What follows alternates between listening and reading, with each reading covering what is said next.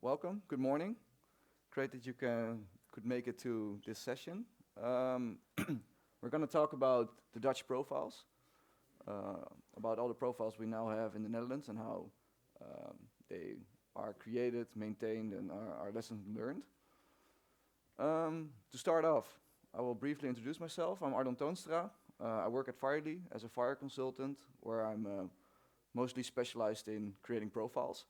And one of my big assignments is at NICTIS, where I work on everything related to FHIR, with a special regard to the MedMij program, which is the Dutch personal health record program. Besides that, I'm also helping with support for the whole FHIR tool suite and helping out in testing, but mainly FHIR profiling. So we're going to talk about FHIR profiles, the Dutch FHIR profiles, but I think it's good to have some context because with a bunch of profiles you can't do that much. You need to have more things around it, like how to exchange them, and it's also good to know what their place is in the Dutch landscape. So I will start off by giving a brief overview of some of our national programs that are out there to provide financial stimulants to increase interoperability in healthcare.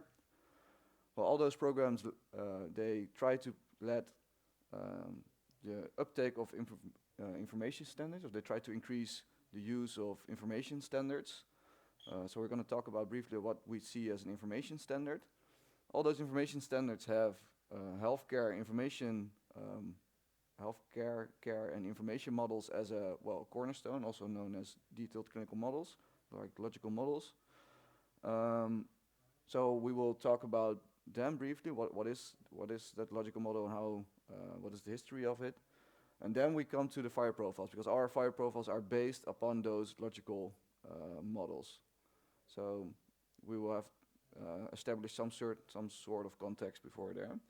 Then we talk about how we govern all those profiles, and lastly we will finish with some practical stuff and also our lessons learned and where you can find all the profiles. So the national programs. Well, in July 2020 we have a new law that comes into effect that should allow every patient in the Netherlands to access his or her own medical records on a free basis. And to help all the vendors make sure that this is possible, there are a lot of subsidy arrangements being made. Most of them are under the legislation or under the program called FHIP, which stands for, if I translated it freely because I couldn't find an English translation of the word, stands for an acceleration program information exchange between patients and professionals. Well, at the moment we have a lot of different VIP programs that all target a different subgroup of vendors. Or here you will see a list of all the different versions of VIP. It started out with VIP version 1, and now we are a couple of VIPs further away. And besides all those VIP programs, we also have another type of subsidy arrangement that is actually aimed at personal health record vendors to try to allow those vendors to develop personal health records, because Netherlands, the government is not going to develop such a personal health record. So like I said, all those different VIP programs target different areas of the healthcare domain. It started out with VIP 1, which is targeted hospitals. We've got VIP 2 that target all the other non-hospitals, but still specialist care, like clinics. We've got a VIP GGZ, which is targeted mental care. Open just started, which is aimed at all the primary care. Baby Connect will start, or is already started, which is aimed at all reproductive health. And we also have a program called Inzicht for the long-term care. And below you'll see the impulse fundings for PHR vendors. And it may be fun to see some numbers with those arrangements. So here you see the millions that are made available for implementing information standards. So let's have a look at how a VIP program looked like. So here I got a very plain overview of the first VIP program, which consists of two modules, the module A and module B. A is about accessing general information like the patient summary. And for every module, like for A1 is if the vendor completes the patient to allow a download in an unstructured format, he will get some money allocated to this module. A2 is for if they have a connection to a personal health record, and the data that flows in the A modules is, like I said, the patient summary information. On the right side, you have the medication module, which is based on the medication process information standards, and you also have like two sub-goals, and once a vendor achieves it, it will get some money for it. Well, here again, you've got a list of all those VIP arrangements of subsidy programs, and they all target different healthcare domains, so they also have different information standards that they try to let vendors implement. So these are all abbreviations, I know, but most of those information standards are included in MedMij, which is the part where the information standard is aimed to get the data from the hospital to the patient. And the next slide shows all those information standards, but then without the abbreviated names. So I won't go through them one by one, but the slides will come available, will be available afterwards, of course. So we talked about those national programs that are there. They try to increase information standards, but what is an information standard exactly? Simple said, it's a bunch of agreements on how to exchange healthcare information. Be a bit more, yeah?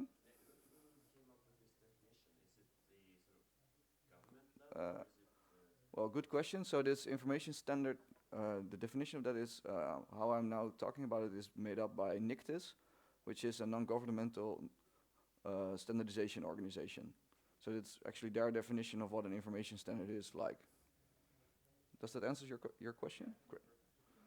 So according to NICTIS, an information standard should have at least use cases where you describe at a functional level what the use case is. You have your data set, which contains all the relevant data concepts that you are using in your information standard.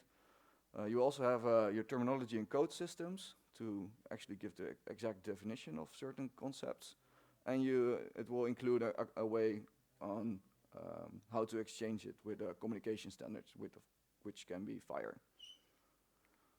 So here we see the interoperability layer model of NICTIS, which consists of 5 or 6 layers. In this case, I showed 5 layers that runs from the policy level to the IT infrastructure.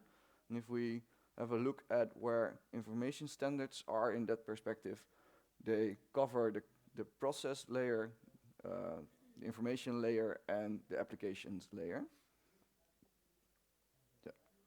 If we break down an information standard again, we see that in the beginning you have like all the components, which will end up in your data set as well. But those components can also be organized into logical models that say something about one certain topic or concept in healthcare. And if you group them together, you will get your data set. And if you add like your use cases and your transactions, you will get the full information standard.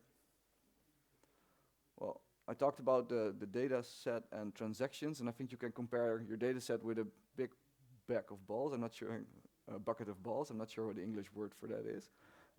With all your concepts defined. And in your transactions, you describe which of those data elements you are actually exchanging between the systems. Here, the data set is a very non-structured bucket of balls, but in fact, in reality, even your data set is very structured and hierarchical. So let's have a look at an information standard.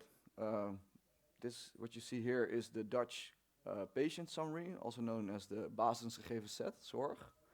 And it consists of 26 healthcare information models. I know this is Dutch, so probably most of you won't read it, but it's the fact here what I want to show is that the patient summary in the Netherlands consists of 26 of those healthcare information models. And besides that, it also says something on which information on those healthcare information models should be inside of in the patient summary. Like all, yes, sir. This DGZ is made by registratie aan de bron. Well, like, yeah, no worries. So it's also a program that started out before FHIR, before Mednai, and like 2 slides on one, I will introduce registratie aan de bron. So if you hang on for a moment. So all those information standards, they have like almost all, they depend on healthcare information models. And they are being reused in more of those information standards. So here on the left side you can see the patient summary again, and it has some overlap with the medication standard or the mental health care standard or the long-term. So this nice Venn diagram to just show that more zips are being used or the same zips, same healthcare information models are used in different information standards. So let's dive into those healthcare information models and who made them. That's registratie aan de bron, which is a program in the Netherlands that was established to create those functional, non-technical healthcare information models with the whole use of describing in an unambiguous way on how certain concepts are defined in the Netherlands. Those healthcare information models sure have the goal to be used one time in the whole care process, and so that the information can be reused as well. So if vendors implement healthcare information models, it's the whole idea that you can define your information model once, you will register all your information according to that model, and you can reuse it through the whole care process. Next to this whole functional logical model, the idea of it is that it will outlive any technical implementation. So now it's based on FHIR, or you can exchange this information model based on FHIR or CDA, and it should also survive the next technical implementation. So how they're made? They're actually made like any other standardization process. You've got working group meetings for these models where a lot of different healthcare providers join, and they will talk about a certain concept, for example, blood pressure, and all these different healthcare providers will describe what they think on what is for example, blood pressure. And in the end, they will take the mean of it and they assemble it into a healthcare model. And if we zoom in to such a model, it will always consist of a couple of parts. So if we break it down, we will see that such a healthcare information model will always have a description of what the concept is, just like FHIR has with the resources at top. It has a scope, it has a purpose, and you really describe what, for example, what we mean with blood pressure. Then it has an information model layer which defines all the relevant concepts that belong to blood pressure. And of course, it also has a very big terminology part in it, which actually defines some of those concepts or the values that can belong to a concept. So if we have a look at the healthcare information model allergy intolerance, if you go to the wiki pagina, which are all accessible on, you will notice the big UML, which is maybe the most thing for those models. And in this model, you see a summary of how this model should look like. You can see the allergy intolerance concept with all the concept that belongs to it, with their cardinality and their related value sets or terminology bindings. Below the UML, you've got the full table with the whole definitions of it. And if you go a little bit lower on the page, you will see all the value sets and the values of those value sets that belong to the information model. Well, currently, I think we have, for the release 2017, we've got more than 100 of those healthcare information models, so that's quite a lot. And they are released every year, so every year, or at least they try to release a new release every year. But currently we are at 2017, and there are now 2 pre-releases, but no final release after 2017. So all our information standards and our profiles are based on the release 2017.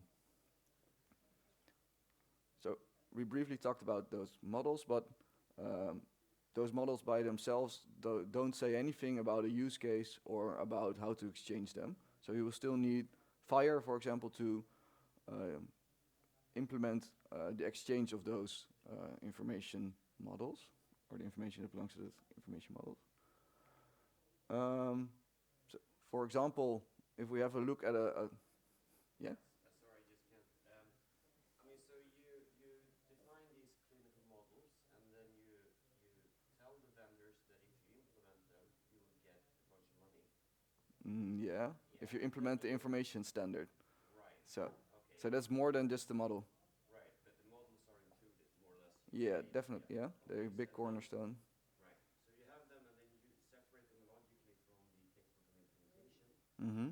So you say that once a year we come out with new editions of these logical models. Mm-hmm. And I guess you have no sort of contract or backward compatibility between them. Well, What I'm getting to is, won't you end up in a situation where the vendors are forced to have like snapshots of each, like different logical silos of the information content?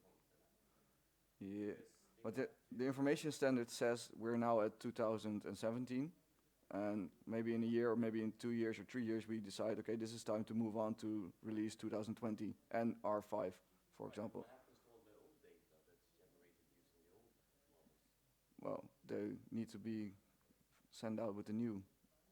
Right, and So that means that those new sort of 2 versions of those models have to be. yeah, but it also depends where those information standards is used. So I'm most familiar with MedMai, and then we made certain agreements on how we're going to approach new versions. Okay, but if you don't mind, I'm going to continue. Maybe if we got time over at the end of the information, Maybe this is more directed to the vendors also. yeah, Right. maybe it will. Yeah, otherwise I will run out of time. So here we got an example on a request which is used in MedMai to exchange blood pressure. So here on the left side you've got a personal health record. Don't mind these words because they're really MedMai specific. So here a personal health record will ask the healthcare provider, give me my blood pressure. It will request the observation with a code for blood pressure. And the healthcare provider will return the information, if it has so, based on the profile we made on the healthcare information model blood pressure, which will be an observation. So this gets us to our FHIR profiles. Normally I would start with, or I would talk about profiling in more depth, but I think we're here at DevDays, and I expect everyone knows the concept of profiling. Do we? I will go through it very brief. So FHIR is an international standard, and well, to adapt it to certain use cases or certain contexts, FHIR has invented a profiling mechanism to allow you to describe how FHIR is used and which terminologies you can use. And our main profile goals are actually to communicate and document the context in the Netherlands. So with those profiles, we define the rules on how the information looks like in FHIR in the Netherlands. And we do this to allow for testing for conformance and for validation purposes. Well, this is a slide on how to demonstrate what you can do with profiling, but I think that's not so relevant here. Or that you can see, that you can extend your resources. If you compare a resource with a car, you can add like certain stuff to it, and if you need to go all out, you can add way more on it. What is interesting to know or to highlight again is that you can have layered profiles. And this concept is what we use in the Netherlands as well. So at the base, you've got the FHIR core resource, and there countries can adapt their profiles based on the core things and add their own national stuff. So we do that with NICTIS here in the Netherlands. And generally, those profiles are also very open still. You don't want to be very restrictive. And the whole idea is that then certain use cases in the Netherlands or in other country can use the derived profile, can create a derived profile based on the Dutch patient and be compliant within the national context, and they can actually extend their own use case specific constraints to it. So let's go to our Dutch profiles and talk about how they're created and what they are. So once we started, it was like 3 years ago. We already had those healthcare information models. The first release, 2015, was almost there.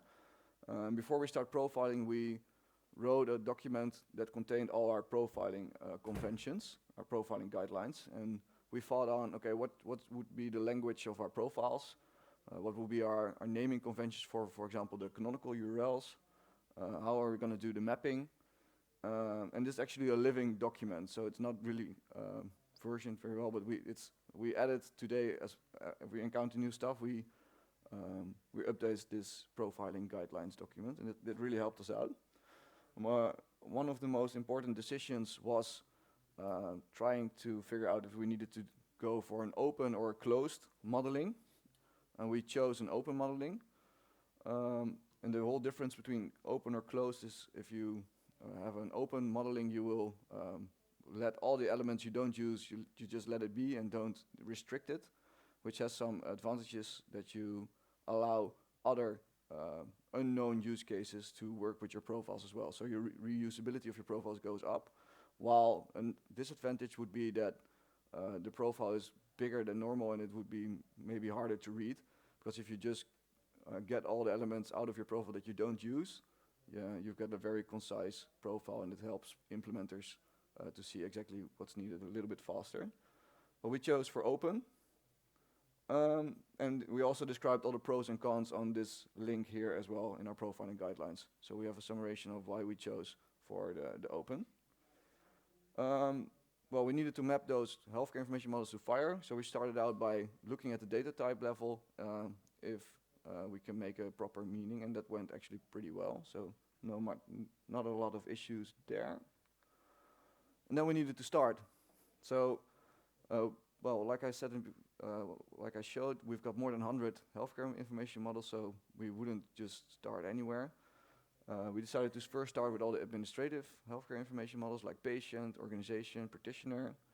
And then our main scope was all the healthcare information models that were defined in the patient summary, because that would be one of our first use cases.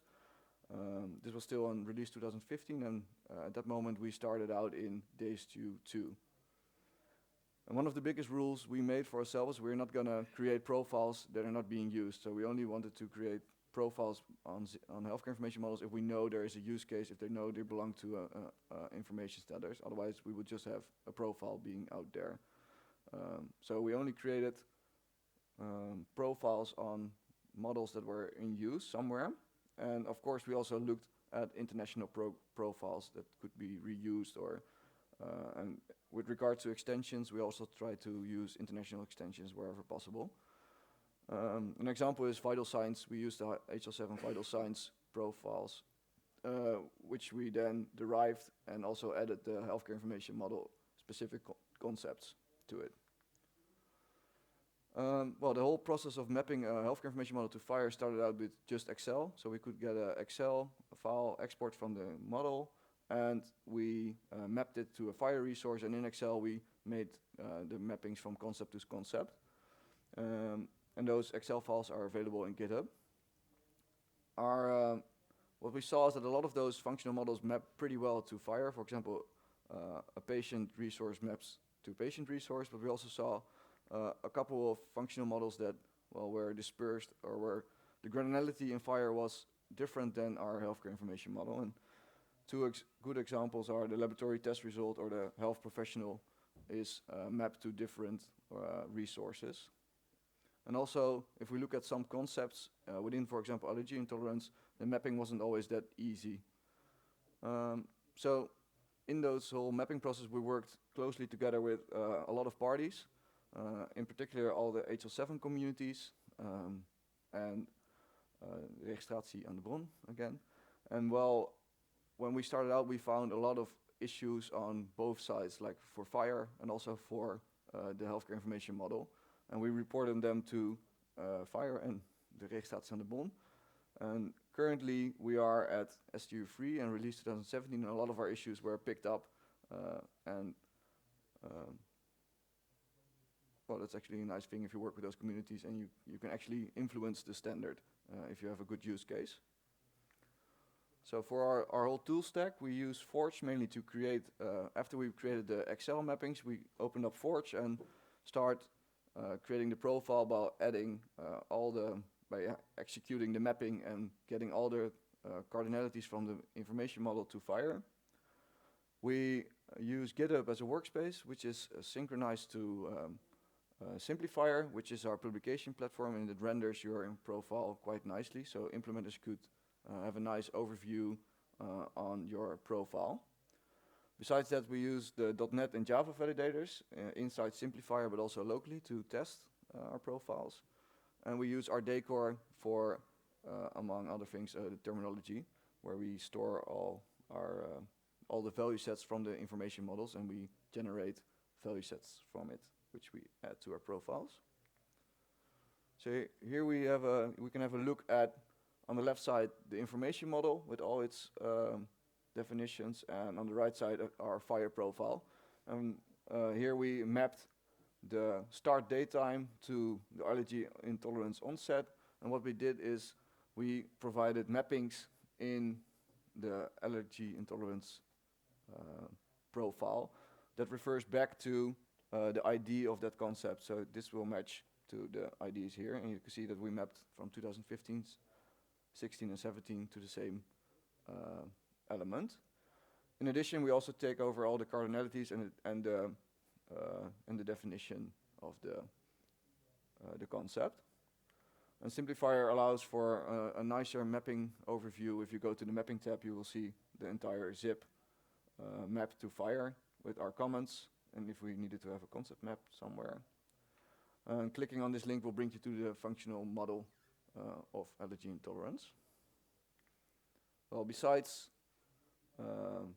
creating the profile, it's also very good to always create an example or examples with your profile to validate your own profile and to help implementers know what's expected once something is going over the wire. So for every one of our profiles, we also have some examples, which can be found on Simplifier as well by going to the reference tab and find or set the filter so that you will filter on everything that conforms to that profile, and then you will get a list of examples that conform to that profile. Well, currently this is our master branch, which is being available on simplifier.net. And you can see that we have 106 profiles, which is quite a lot already. But we now also, in our develop branch, we even have more, because we're now working on the E-overdracht, which is a care information standards, and we are almost actually picking up almost all of the remaining healthcare information models. So in the future, we will have even more profiles, and almost all of those information models will have a representation in FHIR. Well, still, you want to give more documentation about those profiles, so you want to describe how you're going to exchange them. That's what we do in our implementation guides. We've, at Nictus, document all our implementation guides on a wiki page, which is accessible to informationstandaarden.nictus.nl. And if we zoom in, for example, we've got here the MedMij implementation guide, which has all those use cases or information standards, which all have a functional and technical component. In the functional component, we describe the use cases, which is in Dutch, unfortunately. It's targeted all the information analysts and not really at the developers. And in the technical side, this is where the actual FHIR stuff happens, and it's in English because it's targeted at the developers. So for example, if we have a look at the information standard self-measurements, in the functional design we have two use cases: retrieve your self-measurements and allow sending of self-measurements by the patient. We've got two actors, the personal health records and the EHR. In total we've got 4 transactions, because if you retrieve something, the other party needs to do a transaction as well, namely expose or serve information. We've got 3 search parameters defined, and in total the whole self-measurements information standards comprises of 8 healthcare information models, like blood pressure or body weight and so forth. Then on the technical page we describe how the PHR client should get those healthcare information models. So we do that with defining all the search URLs that are possible. Here it will be a request on observations. We also have a list of codes representing those 8 healthcare information models, so the client knows how to get a blood pressure or a body weight. And in the technical side, we also list all the profiles that are created for those healthcare information models. So below you will see a table with the relevant profiles that can be used in the information standard. And since, like half a year, maybe a little bit longer, we also use the FHIR NPM package mechanism to distribute our FHIR profiles. And we will have a Let's Build session afterwards where we will go into what an NPM package is and how we use it in the Netherlands. This is, for example, the technical page for the patient summary information standard, where we list how to retrieve those 26 healthcare information models. So we described all the URLs on how to get the specific information in FHIR. And we have a list, a very long table with all those profiles that belong to every one of those requests. And we connect it to our package to version the proper profiles that are used in that version of the information standard. Okay, so far our profiles. Now the governance. We have a Jira project where all of our issues, feedback and change requests can be entered. It's free, you don't need an account. So currently we are almost at 800 issues. And at Nictis we've got a team on people that are actually going through those issues and look if their requests are valid or we need to make adjustments. Currently have a procedure that we do monthly releases, but they only consist of patches, because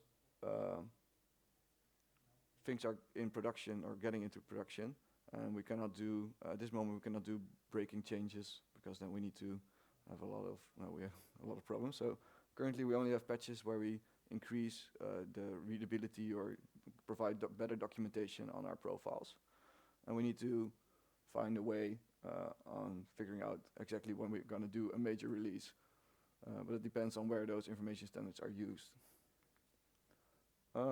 If we do a release monthly, we will create a new release on GitHub. We will go to Simplifier and we create a new package version, and in the end we will link that new package version to our implementation guide on the wiki pages, and this will go up with a patch number. We will write down all our release notes. Also at the information standards, the changes have effect, and we only do that at the functional pages or at the main page, the functional main page below. And this refers back to the Jira project I just showed.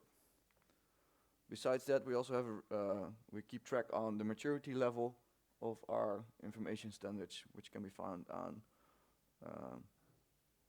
the wiki as well.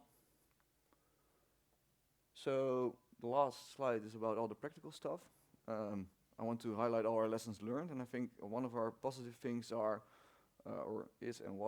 that we started with our profiling guidelines. That still helps us to keep all the profiles consistent, and also if we have new people coming in, that they can know how to go on with creating profiles in the same consistency. For the English specs, for the technical specs we chose for English, and that was a very, very good choice, because it aligns way better with FHIR being an international standard and being in the same context. Well, the packages are also really nice because it helps us version the whole set at like one level instead of keeping very good track on the profile level. Well, the mappings is also very nice. So every concept we profile in FHIR has a functional counterpart, which can be found back with the mappings. We also provided mappings to the healthcare information model for previous standards to increase uptake by systems that are already in production. And we also have those examples and a testing server, which is really convenient for everyone who wants to implement those information standards. Because everyone just starts with just testing and with the test server instead of reading the whole implementation standard very well. The next session will go into this testing environment Nick has made available through Touchstone. And it will be a let's build. Our lesson learned is maybe it's stating the obvious or kicking in an open door, as we say it in the Netherlands, is that it's very hard for implementers to get a good overview on the whole ecosystem. So it may be helpful if you want to provide trainings or demos on allowing your implementers to implement it quickly and correct. Well, you can't specify everything at once, and if things in the beginning you've got like a lot of freedom on your profile, you can change a lot of stuff, but once people are actually implemented it, it's almost locked in or written in stone. So that's an open door, but it's definitely, we encounter it very hard. Well, we also saw that a lot of healthcare information models don't map that well when it's about care concepts, while cure concept maps pretty well to FHIR. But also, what I also found out is that alignment on a resource level is pretty easy, but if you want to have alignment on exchange patterns, like if you're going to use a push or pull, then you will encounter way more resistance or way people that actually have an opinion about it. So it's good to know. Well, we have those information models as a backbone, and that's also forced us to do a lot of extensions that we actually didn't want to have. For example, when terminology didn't match, we created an extension to extend a code with a required binding to allow our own terminology value set binded to it. But yeah, that's not that nice. The concept maps turned out to be really helpful. In the beginning, we didn't saw the purpose of it because they were like kind of standalone, but we found out that a lot of PHR vendors used all our concept maps and just used it as a kind of VLOOKUP table to actually map the right terminology. So concept maps are really helpful, but we found out that it's pretty hard to integrate it with the profile. So now we use the mapping comment to point out that there is a concept map available. We also found out that a lot of the reference framework when we started out was still in development. And there's a lot of differences between the reference frameworks. For example, the HAPI or the .NET, or there are differences between it, especially in the validator. And I think the hardest subject is slicing with profiles there. It's getting real complex, and there are differences. So yeah, we had some trouble with that. And the last point is that we had those national programs, the subsidy programs that I talked about in the beginning. They really forced us to increase our development speed because those profiles or information standards need to be inside those information standards, and that may have influenced our quality because we needed to create profiles a little bit faster than you should want to if you are standardizing stuff. I think I'm running out of time, so I will skip to it. This is our test server and qualification area. The next session will be about Touchstone and Wildfire. Well, these are all the links where you can find stuff. The slides will come available, so yeah, you can find it out. And lastly, I wanted to show that, for example, the whole package mechanism, if you want to create your derived profiles, it's very easy. If you go to Forge, for example, you can go to the dependency tab and find our NICTIS package, and you with a couple of button clicks, you have like all the profiles in your profiling editor. So this is my last slide, saying that we have two Let's Build sessions after this, one about testing and qualification and the other about packages. So I hope to see you there. I got some exercises. And this was the Dutch profiles.